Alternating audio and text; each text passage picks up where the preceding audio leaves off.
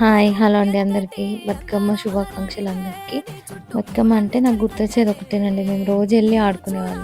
9 days. అందులో ఒక్కరోజు sixth day ఉండదు. ఆర్రెమని. ఒక ఒక్క డే మాత్రం స్కిప్ చేస్తారంతే. ప్రతిరోజు ఎళ్లి ఆడుకునేవాళ్ళము. రోజు మా నాన్నమ్మ మా కోసం బతుకమ్మ పేర్చి, ప్రసాదం జేసి, అప్పుడు మంచిగా ఈవినింగ్ పూట రెడీ అయ్యి, అలా ఒక టైమ్ పాస్ లాగా హాలిడేస్‌లో అలా ఉండేది. దసరా హాలిడేస్ అంటే చాలా ఇష్టంగుండేది. అప్పుడు ఇప్పటిలాగా డీజేలు, సౌండ్ బాక్స్‌లు ఉండకపోతుండే. అన్ని పాటలు అందరూ ఒకరోజు ఒకరు, ఒకరోజు ఒకరు అలా పాడుతుండే. పిల్లలు అయినా పాడుతుండే. ఇలా నిలబడి ఆడకుండా ఇలా రౌండ్స్ తిరుగుతూ చాలా అనిపిస్తుండే.